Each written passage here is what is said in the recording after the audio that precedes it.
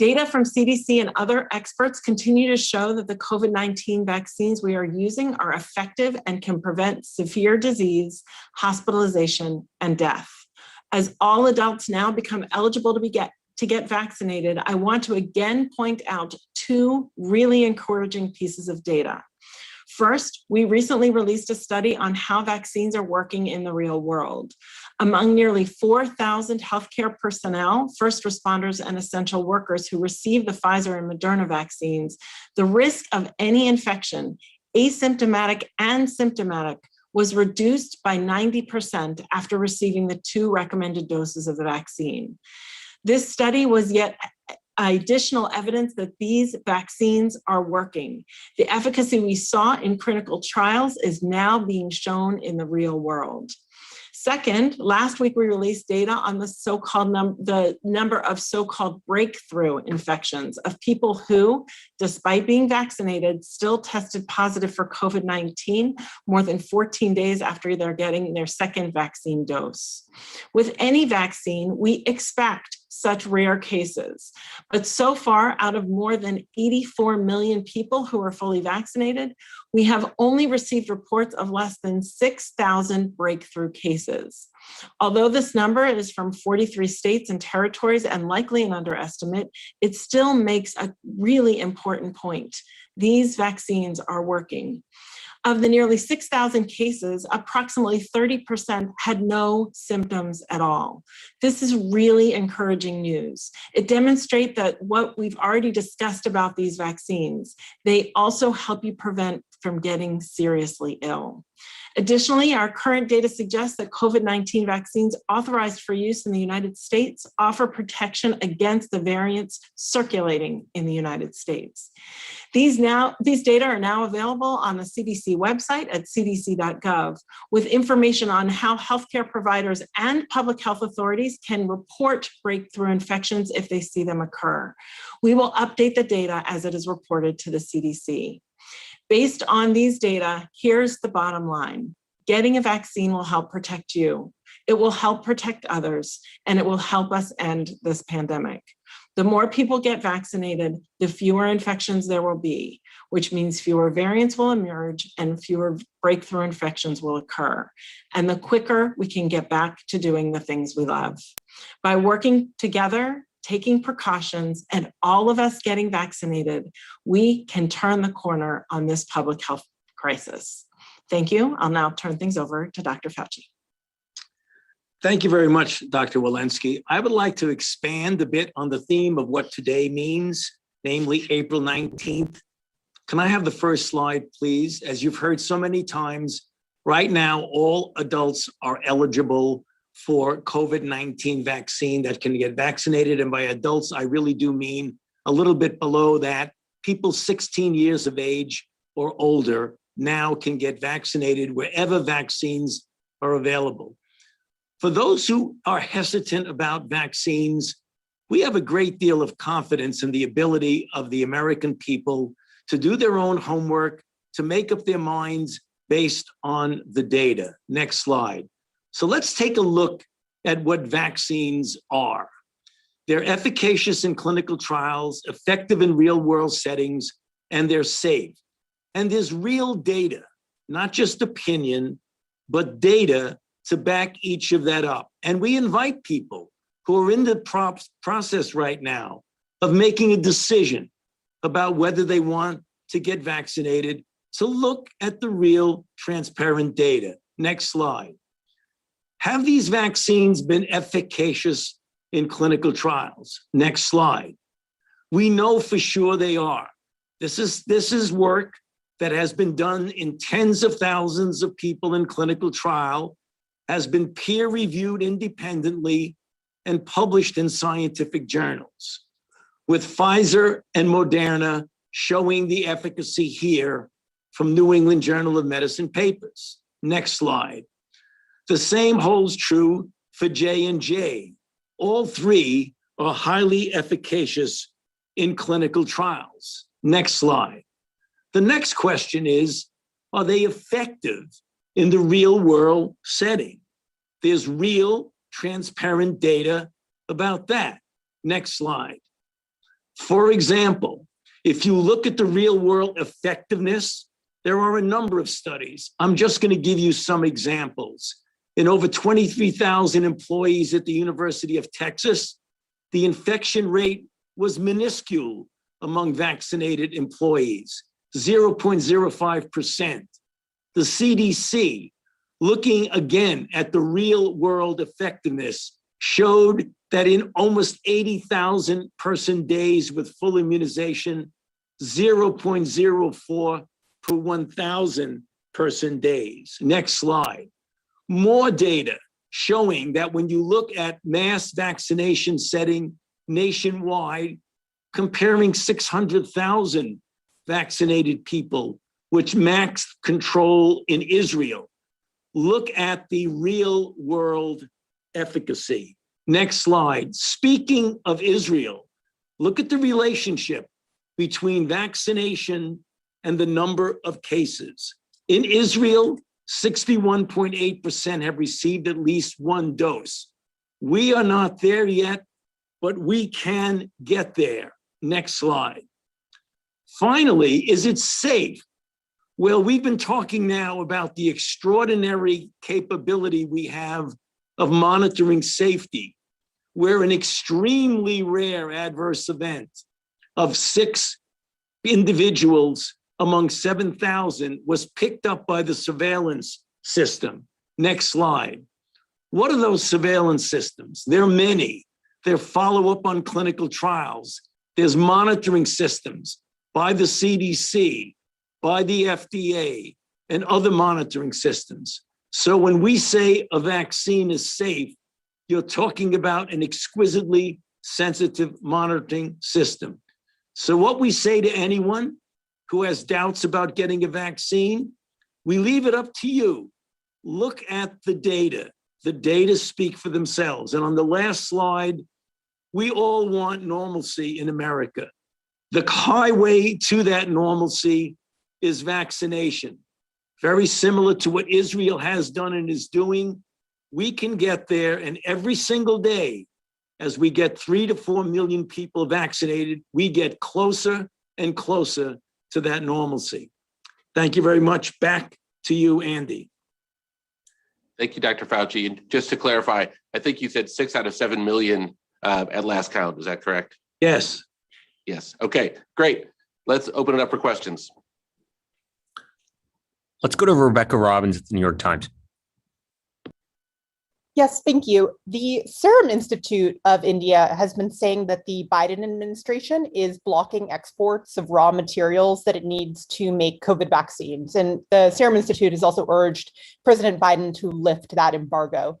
So I wanted to ask, which raw materials are at issue here? And do you have any plans to address Serum's concerns? So, Dr. Fauci, I don't know if you have a response or any details, or otherwise I'm happy. No, Andy, I don't. I'm sorry. I don't. We could get back to you on that, I'm sure, but I don't have anything for you right now. Yeah, let us get back to you. Suffice to say, we are taking very seriously the global threat from the pandemic. Have been a leader in the funding of COVAX. Have done several bilateral transfers of vaccines, and are looking very hard and taking very seriously all of these complex issues. We'll get back to you on specifics. Next question. Let's go to Tamara Keith at NPR. Thank you so much. I have just a couple, but I hopefully won't take too long. One question I have is whether you're seeing any sort of rural-urban divide in the uptick in new cases, and also whether that divide is showing up in vaccine hesitancy or non-hesitancy. And then a broader question from my colleague, Rob, who asks, with surging cases again in many places and now even deaths rising again, should the federal government be doing more than just appealing to people to be careful? Let me ask that Dr. Walensky to take those questions, as rural versus urban divide. And I think the second part of the question is, what precautions are we urging people to take, and what else can we be doing? Yeah, thank you for that question, Tamara. We're actually looking at the data exactly right now, both because we can't really do it at the state level. We really have to do it at smaller county levels, at zip code levels, to really understand what the uptake is and what the cases are, as well as looking at what the SVI is in all of these ranges. And we're doing the data analysis right now, and I'm hoping to get back in touch with you. Okay. Next question, please. Dan Vergano at BuzzFeed. Thanks very much. We'd like that data, Dr. Walensky, and to the release of the whole news media, by the way, not just one paper. I'm wondering, with the change to all adults being eligible, what are you going to do when demand is uneven in different parts of the country? Are you going to continue the by population distribution, or are you going to send more vaccines to places where there's more demand versus less? Thanks very much. Thank you. Yes, let me iterate a couple points here. We have last week 28 million vaccines being shipped out to states. That is more than enough to maintain our current pace of at least 3 million doses per day. So we are increasingly confident that while people may have some period of time where they need to wait, we do believe that there is adequate vaccine supply for everybody to get vaccinated and get an appointment increasingly. The other thing I'll say is that, I think our philosophy is, just because a state may be behind in their demand for vaccines, or it may take a little more work to get vaccines into arms in some places relative to others, it does not mean that we think we should be giving up on those locations. It does not mean that we think they should lose those doses and they should be automatically transferred somewhere else. It just simply means that we and the state and county officials and local doctors need to work harder to listen to the local communities. And as Dr. Fauci, I think, so well said, allow people to get the information that they need to make the decision about whether to get vaccinated or not. So we are going to make sure everybody, no matter where you are in the country, has ample opportunity to get vaccinated. We are not going to, quote unquote, punish less ready areas. We're going to actually work harder with them to make sure that people have the information they need. And maybe just to follow up to say, we have seen that the administration of vaccine across the country is not uniform. We even in our preliminary analysis, we know that it hasn't been uniform, and that's exactly why we have to engage in the efforts that was just discussed. Next question. Shannon Pettypiece at NBC. Hi, I have a couple that should be relatively quick, though. First, I just want to double check that you have not received any additional severe adverse beyond those 6 that were reported last week. And I also wanted to know, the pace of vaccinations has been sticking around this 3 million to 3.5 million doses a day. Do you expect that to be the pace we're going to see of vaccinations per day throughout the summer? Or are you anticipating at some point that that's going to get up to 4 million or above 4 million? Or should we just expect it to stay at that 3 million? And then finally, I know we are approaching President Biden's 100 days. He had asked people to wear a mask through the first 100 days. So after that 100-day mark, do you anticipate there being some lessening of that mask restriction or some change to the requirement, given that he sort of set that deadline of a mask for 100 days? Okay, so the first question go to Dr. Walensky, which is about the Johnson & Johnson adverse events. Yeah, thank you for that question. We have been collecting people who have been reporting things through VAERS. We are working through, these have been a handful of cases, not an overwhelming number of cases. We are working through and adjudicating them and verifying whether they do in fact reflect a true case. And that will be the work of the CDC this week, as well as the FDA. And then we will present that to ACIP on Friday. So we're doing that work right now. We are encouraged that it hasn't been an overwhelming number of cases, but we're looking and seeing what's come in. Okay, and what was your second question? Do you mind reminding me? The pace.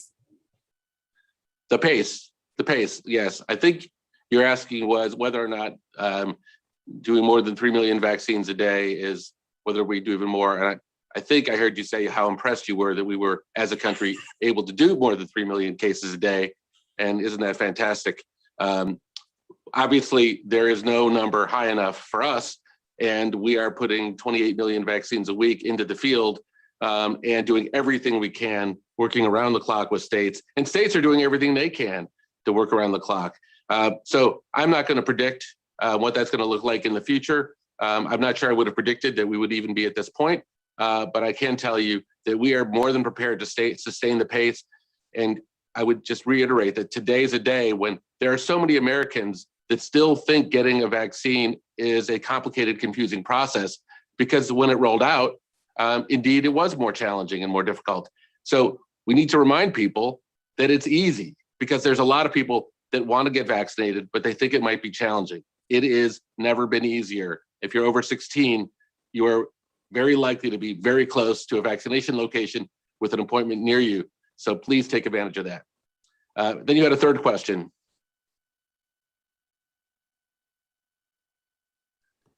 Andy, it was about the 100 million day mask goal, and if there's any plans to go the mask goal. Well, let's get to the 100 days. I think you know one thing about President Biden. He follows the science. He listens to his scientists, and we've got 12 more days to go till we get there. So please mask up, everybody, because it does save lives. Next question. Last question. Let's go to Zeke at AB. Thank you. Dr. Fauci, Dr. Walensky, I was hoping that if you could maybe give us some more of the mile markers on the road, on the highway back to normalcy, as you discussed, particularly to follow up on Shannon's question there. Is it your medical opinion right now, that scientific opinion, that mask wearing will be necessary after the 100-day mark? Additionally, is it advisable now for people who are vaccinated, fully vaccinated, to travel, or are you still recommending against it? And it's sort of a general sense of sort of when we can expect to see what are the, we've seen in Israel, they've begun to lift their outdoor mask mandates at 60 some odd % vaccination rate. Is that a similar milestone that you're looking for when you change that recommendation here in the US? And any other sort of, what milestone should the public expect as more people get vaccinated for when they can get back to normal? So let me take a shot at the Israel thing. So I think we need to remember the slide that Dr. Walensky showed about the 7-day average of cases. That's between 60 and 70,000 cases a day. When you talk about the Israelis pulling back and getting to normal, their level of infection now is extremely low, based on the fact that they have reached a level where they have now about 62% of them have received at least one dose. That's what we're aiming for. If you remember what I have said on multiple press conferences, that every time and every day you get more and more people vaccinated, sooner or later, hopefully sooner, that level of infection will get lower and lower. And when it does, it becomes easier and easier to get back to some degree of normality. But back to you, Dr. Walensky. Yeah, I would just say, this is an interplay between how many people are vaccinated and how much disease is out there. And while we're making extraordinary strides in the number of people vaccinated, we still have an extraordinary amount of disease out there. And so I think that interplay is one we really need to consider here. We know these vaccines work extraordinarily well as prevention interventions. However, they take some time to kick in, somewhere in the 2 to 6 week mark. And so if we have a lot of circulating virus today, the vaccines will work, in a month, but they may not work today. So we need to continue to keep the prevention measures up to prevent ongoing cases today. Great. Thank you all for your questions. If you are not one of the 130 million American adults who've been vaccinated, today is a great day for you. It's never been easier. So please join that group of people who have done what Dr. Fauci has said, done their homework, looked at the data, and seen the extraordinary difference in their life and their health and their safety of their family that can happen from these vaccines. And again, thank you to everybody who's made this happen so far and is continuing to work hard to make the rest of it happen. And we'll be back here on Wednesday. Thanks.